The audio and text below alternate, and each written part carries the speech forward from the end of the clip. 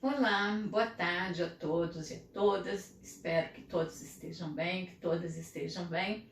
Então, hoje eu vou dar continuidade à disciplina Formas Narrativas na Literatura Portuguesa 1 e vou explorar um tema que, de alguma maneira, nós já havíamos explorado em sala de aula, mas não tão detidamente. E também vou explorar esse tema por conta de algumas respostas ainda dadas na primeira atividade avaliativa que fizemos, tá? Alguns de vocês tiveram problemas na hora de responder sobre a questão do narrador e que de alguma maneira, ou envolve, de alguma maneira não, sempre envolve a questão do foco narrativo. Então hoje eu vou fazer uma explanação acerca dos elementos que constroem a narrativa. Tá? Eu vou basear o estudo de hoje num texto chamado Elementos de Teoria Literária, de Heitor Megali.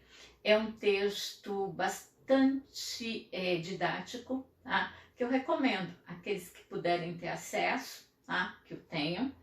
A partir da proposta do professor Heitor Megali, o Elementos de Teoria Literária, eu vou dialogar com o texto trabalhando com narrativa, do Carlos Faraco, e também com o texto Ponto de Vista da Narrativa, tá? Organizado por Samir Meserani. São textos bastante didáticos e que resolvem algumas situações analíticas, resolvem algumas dúvidas mais pontuais. E vou entremear essas falas teóricas com exemplos de textos narrativos da literatura portuguesa, tá bem? Então vamos lá. Primeiro, de um modo bastante amplo, o que é a prosa? A prosa é uma forma de expressão continuada. Esta proposição ela nos surge a partir da comparação com o texto poético, em que existem versos, existem estrofes, tá? Em que não há essa percepção de continuidade. Tá? A prosa é a linguagem comum, aparentemente espontânea, havendo um ritmo nela. Então vejam, há uma aparente ideia de espontaneidade no texto em prosa. Porém, o ritmo, que é uma característica, vamos dizer assim, em geral, quando se pensa na poesia, se enaltece a presença do ritmo. Só que o ritmo está presente também na prosa, assim como está presente na nossa fala cotidiana. Por exemplo, eu vou ler aqui o trecho inicial do romance Menina e Moça, do século XVI português. Tá? Menina e Moça é da autoria de Bernardino Ribeiro. Vou ler os 4 primeiros parágrafos do Menina e Moça. Menina e moça me levaram de casa de meu pai para longes terras. Qual fosse então a causa daquela minha levada, eu era pequena, não na soube. Agora não lhe ponho outra, senão que já então parece havia de ser o que depois foi. Vivi ali tanto tempo quanto foi necessário para não poder viver em outra parte. Muito contente fui eu naquela terra, mas coitada de mim, que em breve espaço se mudou tudo aquilo que longo tempo se buscou e para longo tempo se buscava. Grande desventura foi a que me fez ser triste ou pela aventura me fez ser leda. Vocês vejam que há a repetição aqui de algumas expressões, a expressão substantivo tempo, por exemplo, a repetição de alguns sons como o M. Tá? Então, isso vai criando um efeito de eco, e esse eco estabelece um determinado ritmo para esse texto. Tá? Aqui é um texto em prosa. Então, vejam que o texto em prosa, ele não prescinde, ele não deixa de lado o ritmo. O ritmo é uma característica, eu penso, da própria expressão humana. Tá?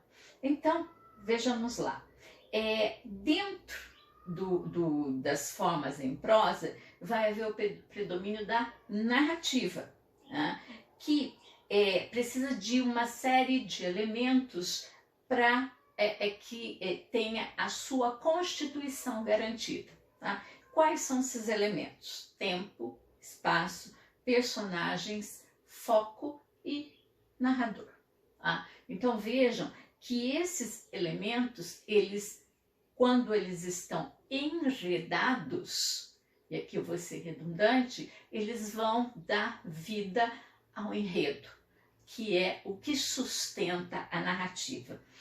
Vejamos bem que o enredo, ele não é necessariamente uma narrativa, ele não constitui necessariamente uma narrativa sequencial. Tá? Essa narrativa, ela pode ir e vir de passado para o futuro, ela pode ter rupturas, tá? O que garante a essência do enredo são as relações estabelecidas entre esses elementos que compõem a narrativa, ou seja, tempo, espaço, personagens, foco e narrador.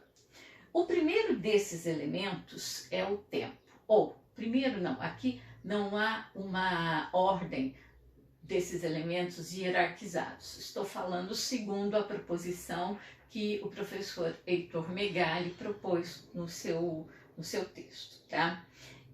O tempo. O que é o tempo? O tempo é aquela expressão vivencial dentro da qual as personagens, o narrador, elas estão envolvidas. Vejam, essa expressão vivencial, ela nos remete ao lugar onde, ou melhor, é difícil dizer isso, é difícil dizer o que é o tempo. Tá? Essa expressão vivencial, ela se refere ao momento, às circunstâncias temporais nas quais, ou sob as quais, as personagens têm as suas ações, têm os seus pensamentos, têm as suas inquietações e os seus questionamentos desenvolvidos. Tá? Então, em geral, se fala de tempo psicológico, se fala de tempo mítico, se fala de tempo cronológico. Eu não vou me deter, tempo linguístico, eu não vou me deter nessas divisões, que vocês podem ver de modo mais detido, de modo mais esmiuçado, no conjunto, no texto O Tempo na Narrativa, de Benedito Nunes, uma das referências que eu frequentemente sugiro para que se entre nesse tempo. Tá? Por exemplo, a expressão do tempo, ela é bastante significativa nesse trecho inicial que eu li do Menino e Moça. Tá? Ela não está fazendo referência necessariamente a um tempo, ela faz referência a um tempo vivido, aquele que ela está vivendo e em que ela está narrando, mas ela também faz referência a um tempo anterior ao passado e a um tempo que me parece ligado à emoção, ligado às sensações que esse passado lhe traz e que o presente não tem mais. Então vejam, aí a nos basear na perspectiva da possibilidade de um tempo psicológico, um tempo cronológico, nesses primeiros parágrafos, a narradora ela vai fazer referência aos dois tempos. Esse tempo do vivido, esse tempo do que está acontecendo naquele espaço e um tempo também referente ao passado. É um tempo ido no tempo, vejam, pode parecer redundante, mas é um tempo anterior e um tempo que acaba se traduzindo no presente pelas sensações, pelas memórias, pelas lembranças, por uma construção que não é necessariamente um retrato, ela é sempre uma representação, ela sempre é um tempo de construção. Tá? A questão do tempo Então, esse tempo também, ele prevê idas e vindas, tá? Com rememoração não só de sensações, mas também rememoração de cenas, por exemplo, os flashbacks, tá? E também a presença de um tempo que se expande para o futuro, tá? Então vejam, mas por mais que eu faça um apanhado geral dessas questões sobre o tempo, nós só perceberemos isso em ação, ou seja, lendo os textos literários, tá? Um outro elemento constitutivo da narrativa é o espaço. Grosso modo falando, o que é o espaço? O espaço é o lugar, é o cenário onde se passa aquilo que está sendo narrado, tá? E esses espaços, eles também podem ser espaços fechados, uma casa, um quarto, a mente da personagem, pode ser espaços abertos, por exemplo, como os espaços ligados à natureza e coisa que o valha. Um teórico da literatura chamado Edwin Muir, num texto chamado A Estrutura do Romance, ele vai dizer que o romance, dito de ação, tá? É limitado no espaço e livre no tempo.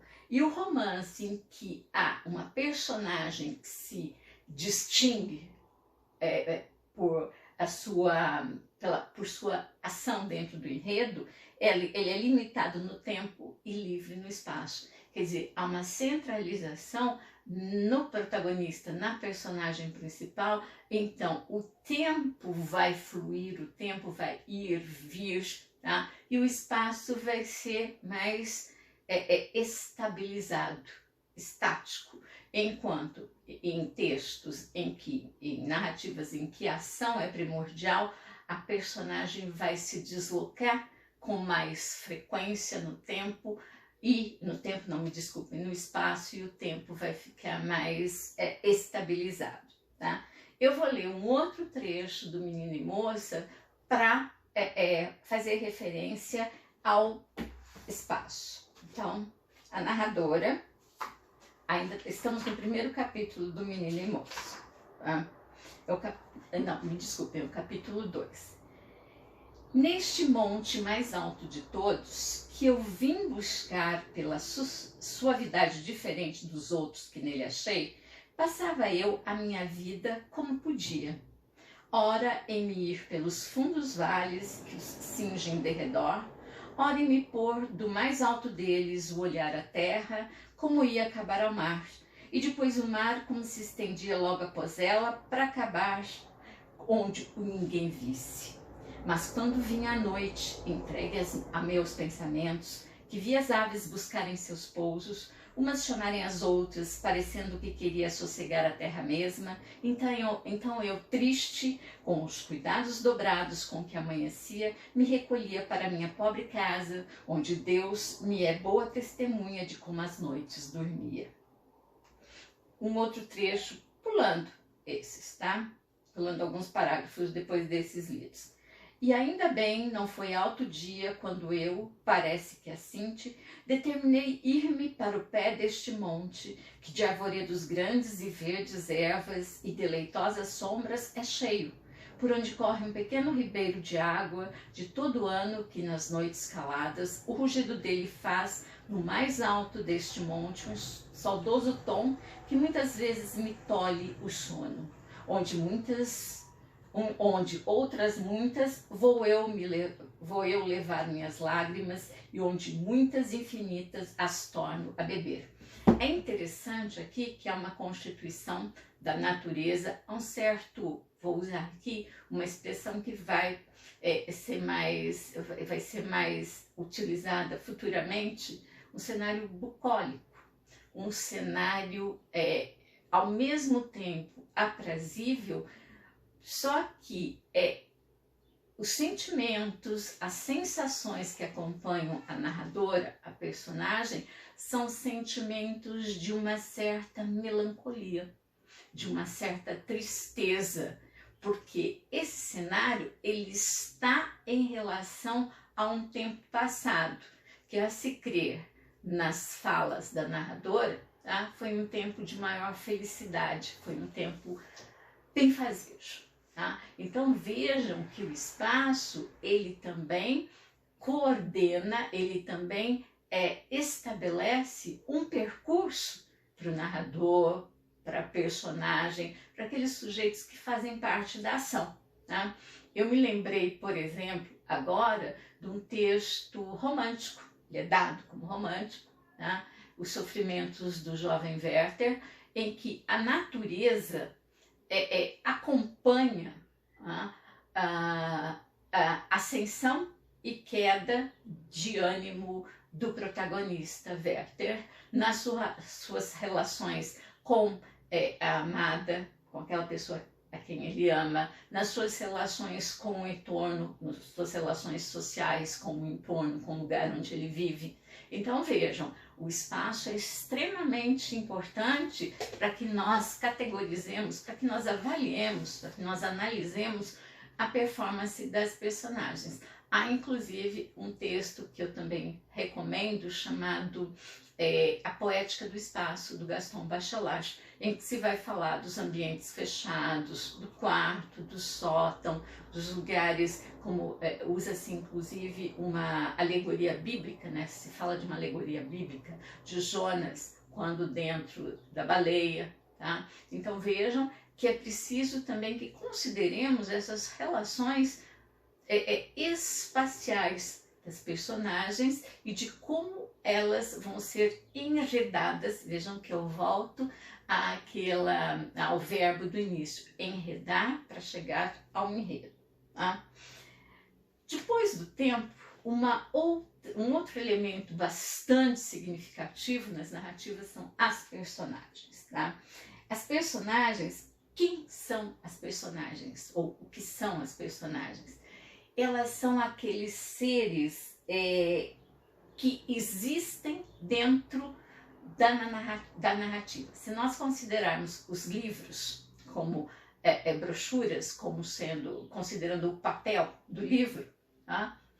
A gente pode dizer que as personagens são os seres de papel. Eu diria também que são os seres no papel. São aqueles sujeitos que estão dentro da narrativa, sendo representações humanas. Tá?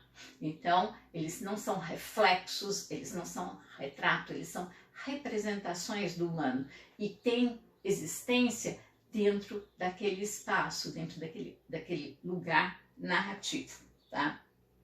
Sobre a personagem, eu recomendo um conjunto de ensaios organizados pelo Antônio Cândido chamado A Personagem de Ficção. Tá? Vejamos como no Menina e Moça, tá? A narradora nos aparece. Não necessariamente. Aqui, vamos lá, eu vou fazer uma parte. Tá? A narradora, ela conta, eu já li para vocês, esse primeiro contato com ela, esse espaço, uma certa melancolia, uma certa tristeza naquilo que ela nos conta, tá? E ainda no segundo capítulo, aquele em que ela vai nos apresentar a natureza ao seu redor, vai aparecer uma outra mulher que também vai passar a ser narradora. Tá? O Menino e Moça é um texto, já falei, um romance do século XVI português, e ali os focos narrativos, eles vão sendo com uma certa frequência mudados. Os narradores vão mudando. Né? E a menina e essa outra mulher aparecem como as narradoras principais. Tá? Então, como a primeira narradora apresenta essa outra que vai aparecer? Tá? Vejamos. Estando assim olhando para onde corria a água, ouvi bulir o arvoredo. Cuidando que fosse outra coisa, tomou-me medo. Mas olhando para ali, vi que vinha uma mulher. E pondo nela bem os olhos, vi que era de corpo alto, disposição boa e o rosto de dona, senhora do tempo antigo. Vestida toda de preto, no seu manso andar e maneios seguros do corpo e do rosto e do olhar, parecia de acatamento. Vinha só, na semelhança tão cuidadosa que não apartava os ramos de si, senão quando lhe impediam o caminho ou lhe feriam o rosto. Os seus pés trazia por entre as frescas ervas e parte do vestido estendido por elas. E entre uns vagarosos passos que ela dava, de quando em quando colhia um cansado fôlego, como se lhe queria falecer a alma. Então vejam, essa é uma apresentação da personagem, uma outra, que depois nós vamos conhecer como uma outra narradora do Menino e Moça, tá? Há uma aquilatação física dela, tá? Era uma mulher, corpo alto, disposição boa, senhora do tempo antigo, vestida toda de preto. Não dá pra gente traçar um retrato muito, vamos dizer assim, visual acerca dessa mulher que surge, mas parece que ela está em, vamos dizer assim, conciliação, uma certa conciliação com a natureza ao seu redor, mas ao mesmo tempo ela parece cansada. Um cansaço também de espécie melancólico, como o cansaço da primeira narradora. Continuando. Sendo cerca de mim, e me viu ajuntando as mãos à maneira de medo de mulher, um pouco como que vira coisa desacostumada, ficou. E eu também assim estava, não de medo, que a sua boca sombra logo me o não consentiu, mas da novidade daquilo que ainda ali não vira, havendo muito que por meu mal tinha continuado aquele lugar e toda aquela ribeira. Tá? Então vejam que uma sentiu um certo constrangimento diante da outra, sentiu um certo medo diante da outra, mas ao mesmo tempo esse primeiro medo é transformado quase que num reconhecimento, ou melhor, numa identificação. Parece que essas duas damas se identificam com relação a um determinado passado, talvez glorioso, talvez aventuroso, e um presente que se mostra não desconhecido, mas se mostra menos aprazível, problemático e talvez até solitário. Por isso a surpresa do encontro, mas depois uma certa conciliação nesse encontro. Então vejam, os personagens aqui, a apresentação das personagens não é necessariamente, ou não precisa ser necessariamente, uma apresentação que mostre fisicamente, ou que nos apresente fisicamente essas personagens. Dentro de uma narração, dentro de uma narrativa, o mais significativo é como essas personagens vão se dar a conhecer no trato com as ações, no trato com o espaço, no trato com o tempo. Eu me lembro aqui de outro texto literário português, o romance Amor de Perdição, né? Camilo Castelo Branco, século XIX, em que a personagem Teresa, tá? Ela nos é apresentada num primeiro momento, e depois a gente não vê mais outros detalhes acerca dela, como uma menina, seus 15 anos, razoavelmente bonita, e aí eu me questiono o que é ser razoavelmente bonita, e não mais do que isso. Tá?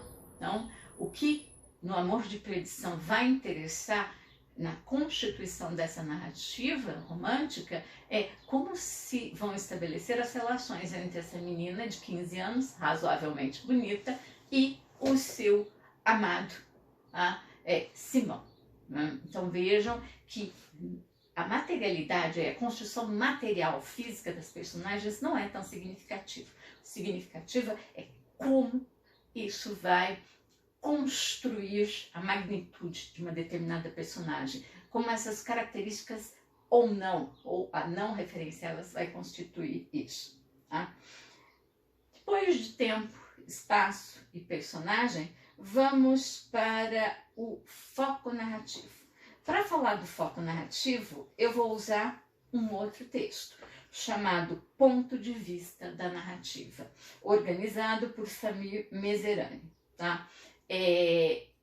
Esse conjunto de textos, tá, vai, além de tratar, teoricamente, do ponto de vista da narrativa, vai apresentar 5 contos de escritores brasileiros aí, tá? E mostrando temáticas semelhantes, só que focadas a partir de pontos de vistas diferentes, tá? Que é isso que nos interessa, tá?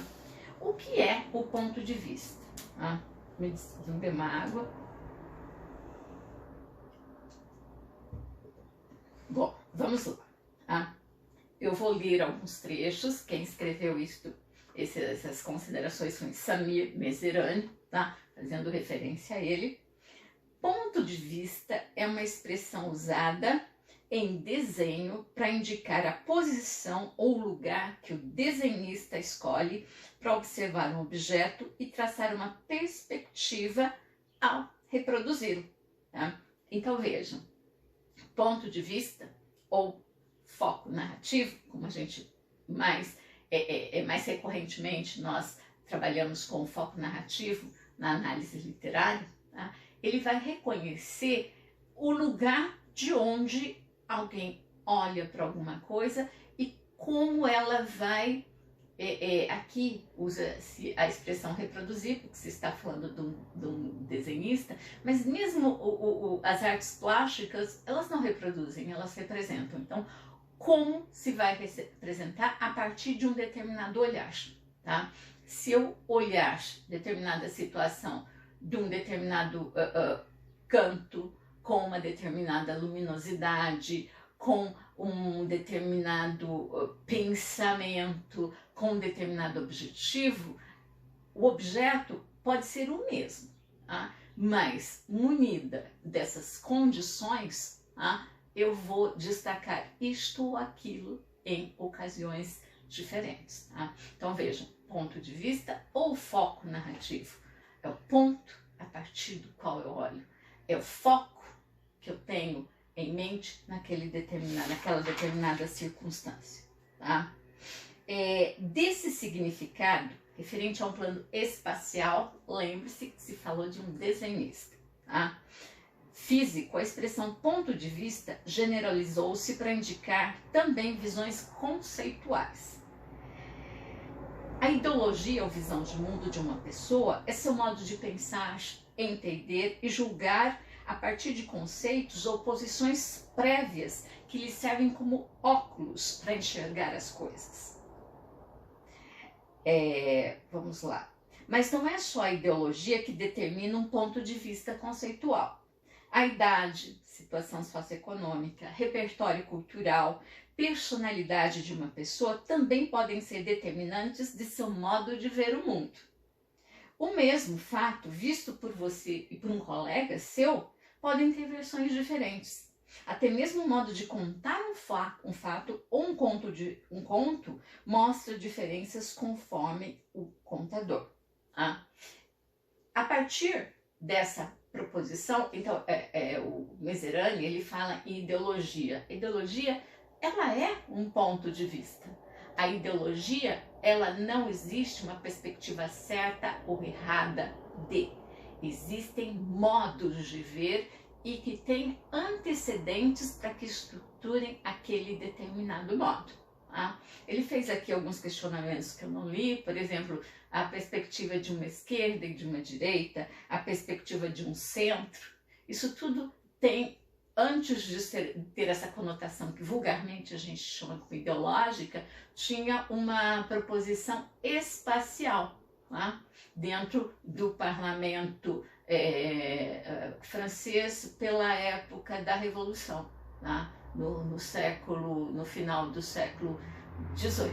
Tá? Depois é que se espraia para essa percepção de um modo de ver. Então vejam que a gente também precisa conhecer a história das coisas.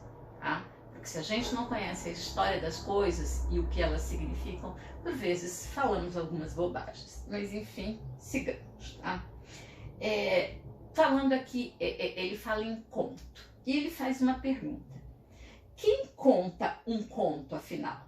Quem conta um conto é o narrador. Se tiver uma certa dificuldade aí, nessa questão do narrador na primeira avaliação, tá? Que é a confusão entre narrador e autor. Então eu vou ler as palavras do Samir Mezerani, tá? Porque a partir delas eu gostaria que não que se fixasse, mas que se questionasse, se problematizassem essas duas figuras. Quem conta um conto é o narrador, criado pelo autor, e conta a partir de uma posição diante da história, do seu ponto de vista em relação aos acontecimentos narrativos. Tá? Esse narrador pode ser um locutor imaginário, uma voz narrativa. Tá? Então, vamos lá. Então, quem conta a narrativa é o narrador, criação de um determinado autor. Tá? Esse narrador também pode ser chamado, tá? Pode ser reconhecido como locutor imaginário ou voz narrativa. Vamos ver o que vamos ver o conceito, possível conceituação desse sujeito. O locutor imaginário ou voz narrativa conta a história, fala de alguém mostrando acontecimentos que conhece. Tá? Não se mostra a partir, não se mostra a não ser a partir da sua linguagem, daquilo que ele representa dentro do próprio texto, dentro da própria narrativa. Então, a voz, o locutor imaginário, ele existe dentro do texto, ele não existe fora do texto. Mas ele é criado por um autor. Sim, isso não se nega. Agora, muitos de vocês na primeira avaliação responderam que o narrador era o Homero. Não. Ou que era o Ulisses. Não. Tá? Eu creio ali, eu excertei uma parte, eu fragmentei, eu retirei um fragmento da Odisseia, do Homero, e ali sequer aparecia naquele diálogo a figura do Ulisses. Tá? E o Homero, ele não é o narrador, ele é o autor. Tá? Ele cria uma voz narrativa, ele cria um locutor imaginário que vai nos conduzir, leitores, dentro daquele enredo em que Ulisses é o protagonista, em que ele está tentando, em que ele está fazendo o percurso de retorno à sua Ítaca, à sua esposa, a seu filho, enfim, aquilo que ele considera sejam as suas posses. Tá? Voltando aqui ao texto, tá? Você pode, por exemplo, ler uma história em que o narrador tem uma fala caipira, ou a fala de uma criança de 6 anos, sem que esses narradores, caipira e criança, sejam personagens da história. Tá? Então, ele pode criar, representar uma determinada fala, tá? Para esse narrador, o autor, só que esse narrador, por vezes, nem está participando daquela ação que se desenrola ali. Tá? E agora, pensar, mas porque ele criou uma fala caipira, o autor é caipira? Não, porque ele criou uma personagem criança narrando, e aqui me lembra, por exemplo, um texto de uma escritora brasileira muito boa, a Hilda Hilst, tá? O Diário Rosa de Lori Lamb. Tá? Você tem uma narradora, tá? Uma criança, né? E que o que ela vai narrar, por vezes, nos causa uma certa incerteza, uma certa dúvida, e quando nós percebemos do que se trata, o mal-estar. Tá? Vejam então que a narradora é uma criança, tá? E que, mas foi a Hilda Hilst porque ela viveu isso? Não, isso não vem ao caso. O que está sendo colocado em questão é quem narra aquela história. Tá? Então, essa voz narrativa. Vamos lá. Esses narradores, essas vozes narrativas, elas têm pelo menos 4 modos, pelo menos, tá? De manifestação. Eu vou me basear aqui no texto do Samir Mezerani. O primeiro é o narrador onisciente em terceira pessoa. Quem que é esse narrador? O que o qualifica como tal? Ele sabe tudo o que aconteceu, está acontecendo e vai acontecer na história. Costuma tecer comentários sobre os acontecimentos e sobre as personagens. Vê as personagens por dentro e por fora. Tradicionalmente, sua fala ou discurso indireto ocupa mais espaço que as falas diretas das personagens. É uma espécie de leitor privilegiado, que sabe mais do que o leitor comum. Sabe até o que está para acontecer, podendo antecipar os fatos narrados. Eu selecionei aqui um romance português para que eu leia como exemplo. É um romance chamado A Sibila, da Agostina Bessa Luiz, tá? Logo no início do romance, no primeiro capítulo, tá? Vai se apresentar vamos dizer assim, a personagem principal do texto. Ela é conhecida pelo apelido de Quina. Vejam lá. Era em setembro e a casa, temporariamente habitada, expulsava o seu caráter de abandono e de ruína com aquele calor de vozes e de passos que amarrotam folheiros amontoados em todos os sobrados. O tempo estava morto, impregnado dessa quietude de natureza exaurida que se encontra no baque ondulante de folha ou na água que corre inutilmente pela terra eriçada de canas, onde a bandeira do milho foi cortada. Desde a morte de Quina, nunca mais a casa tivera aquela emanação de mistério grotesco ou ingênuo. Vejam, a Quina, que é a protagonista, ela já está morta, tá? Mas a personagem, o narrador, me desculpem, ele vai, logo na sequência, narrar o nascimento de Quina. Germa não encontrava mais sabor nos serões ao borralho, mexendo as achas, fazendo rodinhas de fogo preso com o atiçador esbraseado ou catando nos escanos a rapa do Natal, em cujas faces as letras tinham sido desenhadas com tinta venenosa de bagoinhas. Ah, Quina, tão estranha, difícil, mas que não era possível recordar sem uma saudade ansiada, quem fora ela? Joaquina Augusta nascera nessa mesma casa da Vessada 76 anos antes. Era uma menina de aspecto pouco viável, roxa, moribunda, e que apresentava no pulso esquerdo uma mancha cor de sépia, motivada pelo fato de sua mãe ter sido salpicada de fígado de porco por ocasião de uma matança, estando ela nos primeiros tempos de gravidez. Era a segunda filha que vingava no matrimônio de 7 anos, porque os primeiros concebidos não atingiam o termo num organismo muito violentado por desesperados jejuns, angústias de mulher jovem que tem por marido o maior conquistador da comarca. Então vejam, o narrador conhece tudo, não só acerca da Quina, mas também do estágio de concepção da Quina. Vejam como ele fala numa mancha sépia, produto de vamos dizer assim, de um banho, do salpico de fígado de porco que a mãe tinha tomado quando ela estava nos primeiros meses de gravidez, fala da fome da mãe. Então, esse é o narrador que vai ser chamado de narrador onisciente, em terceira pessoa. Ele sabe tudo do passado, do presente, ele é capaz de narrar o futuro, tá? E conhece dados muito particulares, muito, vamos dizer assim, singulares das personagens, especialmente do protagonista. Um outro narrador é o narrador observador, também em terceira pessoa, tá? Ele procura se conter, fingindo ser imparcial e tratando objetivamente fatos e personagens. Ele funciona como se fosse uma máquina cinematográfica que, vamos dizer assim, registra aquilo que vê, de tal modo que não apresenta o mundo interior das personagens, evitando apontar acontecimentos futuros e fazer longas digressões acerca das personagens. Tá? Vejamos lá.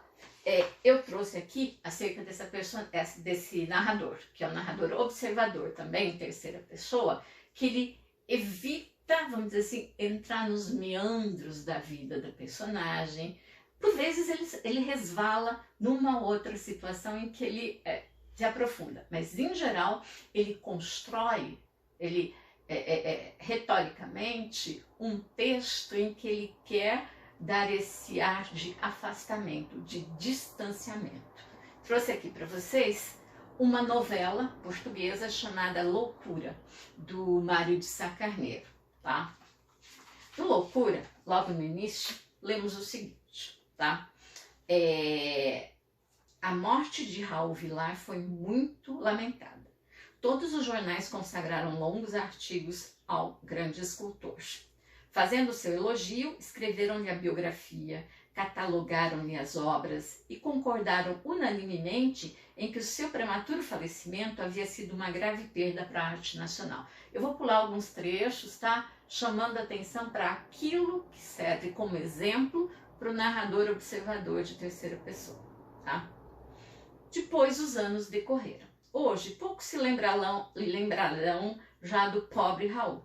É por isso mesmo que me dedico a falar dele. Para o fazer, ninguém mais competente do que eu. Fui o seu maior amigo, o seu único amigo. Que as minhas intenções não sejam desvirtuadas. Este escrito tem por fim simplesmente pôr em evidência todos os elementos que possam servir de base para o estudo de uma singularíssima psicologia, que possam tornar compreensível a incompreensível tragédia de uma alma, explicar um inexplicável suicídio. Devo ainda declarar que estas páginas visam também a desfazer as estúpidas fantasias que se propalaram sobre os motivos que teriam conduzido o jovem artista ao seu ato de desespero. Neste assunto obscuro e extremo, farei o possível para ser claro. Ignoro se eu conseguirei. E sem mais preâmbulos, vou começar. Vejam, há trechos em que ele diz, vou repetir, que as minhas intenções não sejam desvirtuadas.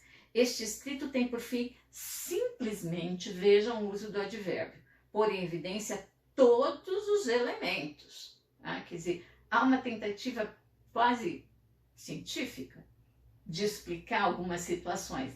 E quem conhece a novela Loucura, interessante que vocês leiam, percebem que não é isso que vai acontecer, mas há uma disposição ou uma predisposição do narrador em fazer isso. Tá? Falar do passado do Raul Vilar é importante para o narrador, tá? E essa opção pelo passado é interessante porque ela vai acabar servindo como subterfúgio para explicar ou pelo menos dar nota de algumas questões que no momento passado devem ter sido muito obscuras e que no tempo do narrado pelo narrador observador, elas podem ser tratadas de modo mais racional. Então vejam, a opção de se trabalhar com observação e observação do passado também predispõe a essa racionalização de algo que, em se vivendo, em se narrando o vivido de modo concomitante à sua acontecência, podem levar a determinadas situações inexplicáveis. Tá? Então vejam, em terceira pessoa foram dois narradores, o narrador onisciente e o narrador observador. Outros dois narradores que nós temos são os narradores personagens. Nós temos, por exemplo, são narradores que contam os fatos a partir da primeira pessoa do singular, por participar em primeiro plano ou em segundo plano da narrativa, tá? Então vejam aqui, temos dois. O narrador personagem principal em primeira pessoa, que é o protagonista, tá? E o outro que é o narrador personagem personagem secundário em primeira pessoa, tá? O narrador personagem principal em primeira pessoa, ou protagonista. Ele conta os acontecimentos ocorridos com ele, na sua vida. Seu ponto de vista não é distante dos fatos, ele está quase que completamente envolvido pelos fatos. Assim, falando de si mesmo, tende a ser um narrador confessional, memorialístico, tá? E, como efeito desse aspecto confessional, ele estabelece uma certa intimidade entre si e o leitor, tá? Levando por vezes a confusões entre narrador e autor. Tá? Então vejam que aí há uma possibilidade maior desses confrontos entre o narrador é o autor é o narrador. Tá? Então vejam essa questão. Eu trouxe aqui, para exemplificar esse narrador, um romance chamado A Eternidade e o Desejo, da Inês Pedrosa. É um texto em que o Padre Antônio Vieira aparece como personagem, tá? Vale a pena ler, é muito bem posto. Tá? Primeiro capítulo, eu estou lendo o início dos textos, porque desde o início, nesses textos que eu selecionei, nós percebemos a presença desses narradores, a presença do tempo, do espaço, tá? Os indícios já estão desde o início. Então vamos lá. A noite passada sonhei que voltava à Bahia. O sol atacava a pique e eu andava de igreja em igreja à procura de alguém que não conseguia encontrar. Na rua, a força do sol impedia-me de ver. Nas igrejas, ficava atordoada com excesso de turistas e talha dourada. Queria gritar, mas não conseguia. Diz-me que é uma sensação muito comum nos sonhos, mas eu creio que já não posso voltar a ser uma pessoa muito comum. Recordas-me que vou voltar a Salvador e que vou contigo. Vou ao teu lado, sim, acredita que te agradeço a gentileza da companhia, mas tu não pertences ali. E eu tenho um bocadinho de medo de me perder, então peço-te que me contes tudo, Sebastião. Tudo? Mas o que é tudo? Tudo que vejo? Perguntas num sussurro. Como se de súbito te sentistes esmagado pela intraduzível vastidão do teu olhar. O que se vê nunca se pode narrar com rigor. As palavras são caleidoscópios onde as coisas se transformam noutras coisas. As palavras não têm cor, por isso permanecem quando as cores desmaiam. Percebo o teu aturdimento. Como se traduz a visão? Como se emprestam os olhos? Impossível. Ainda por cima no aeroporto, onde tudo é movimento. O movimento entorpece o acontecer das coisas. Conta-me só a verdade, Sebastião. O que sobra daquilo que vês. Aí, um outro trecho ainda desse narrador em primeira pessoa, protagonista. Forro o espaço de palavras para neutralizar o impacto. A consciência era implosão, neve caindo nas frestas da mágoa, água estagnada sobre estilhaços de vidro, um espelho que se desmorona dentro do rosto que jamais tornará a ser a minha imagem. Habito um lugar desencontrado de qualquer estrada, estraçabrado de som-silêncio. Vês? Despalavraram-se-me as sequências. Preciso do barulho aquático que as palavras recortam em torno dos fragmentos de tempo. A carne dos corpos, alimentando-se de palavras para não morrer, matando as palavras para não chorar. Corpos, pedaços de tempo que o tempo vai matando. Desde que se me tornaram opacos, vejo-os por dentro, massas de ossos, nervos e vísceras e ossos espalaçados na sua gramática descontínua.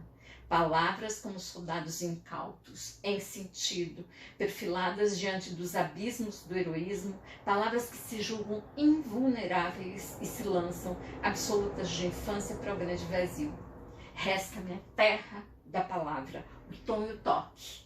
A modulação das vozes, os dedos dentro dos sons, os dedos tornam-se sílabas curvados como lágrimas, cravados na esfera dos olhos. Aqui eu também quis ler esse segundo trecho, porque nós notamos aquele ritmo ao qual eu fiz alusão logo no começo desta fala de hoje, tá? Da prosa, que é um texto em prosa, tá? Mas ele tem um ritmo que quando nós aprendemos, quando nós apreciamos, nós podemos aquilatá-lo como algo vamos dizer assim, algo da verve do poético. há uma sonoridade quase que poética, tá? Há uma sonoridade em que o ritmo está posto. Então a prosa também tem essa característica. Tá? Então aqui nós temos um narrador personagem principal em primeira pessoa ou protagonista. Um outro narrador que se põe é o narrador personagem secundário em primeira pessoa. Ele participa dos fatos, mas de modo secundário, ou como coadjuvante do protagonista, ou como agente de fatos menos importantes. O importante é que ele viu o que aconteceu ou ouviu dizer. Em razão disso, é antes de tudo testemunha de acontecimentos visual ou auditivo. A narrativa também tende para o testemunho, podendo, em razão disso, aparentar maior verossimilhança. Eu trouxe aqui para vocês um conto português chamado O Barão. O escritor chama-se Branquinho da Fonseca. Vejam que, abro um parênteses, eu trouxe, são todas narrativas, tá? Em prosa, só que eu trouxe 2 romances, uma novela e um conto. Aí eu trabalhei com gêneros, com pelo menos 3 gêneros literários, tá? Para mostrar para vocês que a narrativa, que a prosa narrativa está posta nesses 3 gêneros. São gêneros distintos, mas em que a narrativa os une, tá? No Barão, começa assim: não gosto de viajar, mas sou inspetor das escolas de instrução primária e tenho a obrigação de correr constantemente todo o país. Ando no caminho da bela aventura, da sensação nova e feliz, como um cavaleiro andante. Na verdade, lembro-me de alguns momentos agradáveis, de que tenho saudades, e espero ainda encontrar outros que me deixem novas saudades. É uma instabilidade de eterna juventude, com perspectivas e horizontes sempre novos, mas não gosto de viajar. Talvez só por ser uma obrigação e as obrigações não darem prazer. Entusiasmo-me com a beleza das paisagens, que valem como pessoas, e tive uma grande curiosidade pelos tipos rássicos, pelos costumes e pela diferença de mentalidade do povo de região para região. Num país tão pequeno, é estranhável tal diversidade. Porém, não sou etnógrafo, nem folclorista, nem estudioso de nenhum desses aspectos. E logo me desinteresso. Seja pelo que for, não gosto de viajar. Tá? E aí, apesar de não gosto de viajar, tá? Ele vai traçando, tá? Ele vai depois dizer de uma experiência única que ele teve quando ele foi fazer uma dessas sindicâncias, tá? E nessas sindicâncias ele conheceu esse sujeito que ele vai chamar de Barão, tá? Tem uma história, é quase como um conto de fadas, um conto de fadas em que a perspectiva onírica tá muito presente. Então vejam, ele é um inspetor de escolas, e é interessante que ele fala, não gosto de viajar. E essa viagem, depois de ler o Barão, a gente fica pensando se essa viagem foi de fato feita do ponto de vista geográfico. Mas o certo é que ele vai acompanhar, numa noite, madrugada, as aventuras do tal Barão. Tá? Então, ele não é o protagonista, esse inspetor, tá? Mas ele acompanha o protagonista numa de suas aventuras. Tá? Então, esse aqui é o narrador caracterizado como narrador personagem secundário em primeira pessoa. Tá? Ele faz parte da narrativa, mas ele não é o protagonista. Tá? Sobre o narrador em primeira pessoa, o Samir Mezerani vai escrever o seguinte: o narrador em primeira pessoa, seja ele protagonista, seja ele personagem secundária, aparece em antigas narrativas de viagens e peregrinações, em novelas pastoris, em romances românticos, que, dentro de tal perspectiva, podem apresentar mais liberdade para essas personagens colocarem em cena os seus sentimentos, as suas sensações. Tá? Então, eu li esse trecho também, porque no Menino e Moça, que é o próximo texto que vocês lerão, aliás, vocês lerão só a primeira parte do Menino e Moça. O Menino e Moça é dividido em 2 partes. A primeira e a segunda parte tem umas certa diferença entre uma e outra. Inclusive, aventa-se a possibilidade de terem sido escritas por pessoas diferentes, tá? Então, a primeira parte apresenta uma coerência interna, uma coerência narrativa e um estilo que como pertencendo a uma mesma pessoa. Já a segunda tem algumas variantes problemáticas, então vocês vão ter só a primeira parte, tá? Eu li esse trecho porque Menina e Moça, nós vamos ter na primeira parte essa perspectiva da primeira narradora, que eu apresentei aqui, tá? Falando, por exemplo, do tempo, e depois de uma outra narradora que eu apresentei como exemplo de personagem, apresentada por essa primeira narradora. Tá? Então, esses narradores, o narrador em terceira pessoa, o narrador em primeira pessoa, eles cumprem um objetivo dentro da narrativa. Tá? Eles são eleitos pelos autores para cumprir determinado objetivo que se relaciona aos outros elementos, tempo, espaço, foco narrativo, tá? E personagem, né? E o foco narrativo, então veja, falei primeiro de foco narrativo e depois falei do narrador, porque a depender desse foco, tá? Esses narradores vão se preocupar, eles vão dar aso, eles vão dar vez e voz a determinadas situações, a determinadas personagens, há uma determinada delimitação especial, há uma determinada transgressão ou não temporal. Então vejam como é importante que nós analisemos esses elementos narrativos para que nós possamos proceder à interpretação do texto literário. Eu diria não só do texto literário, outros textos que aparentemente, vamos dizer assim, não têm um estatuto, ou pelo menos não são considerados estatutariamente como literários, também obedecem, também seguem essa estruturação, tá bem? Então, por hoje ficamos aqui. Eu espero que as aulas estejam, vamos dizer assim, sendo válidas para todos vocês, tá? E hoje, como recomendação de leitura, ou recomendação não, como sugestão de leitura, eu estou aqui com um texto, já que hoje vamos lá, não gosto muito dessas datas, mas hoje é o dito Dia do Índio. E eu estou aqui com um texto do Darcy Ribeiro, tá? Chamado Meus Índios, Minha Gente. E os índios sobre os quais ele vai falar são índios que estão aqui em Mato Grosso do Sul. Ele vai destacar, tá? E eu vou para Meus Índios, Minha Gente. O capítulo Caduel, Kaiowá, Terena e Ofaé, tá? Valeria a pena que nós conhecêssemos e reatualizássemos a leitura do Darcy Ribeiro, tá? Um grande antropólogo, também um grande escritor, tá? E que precisa, nestes tempos, ser relido, tá? Reavaliado, reatualizado, tá bem? Fica uma sugestão para vocês, então, um grande abraço a todos e a todas e saúde. Obrigada.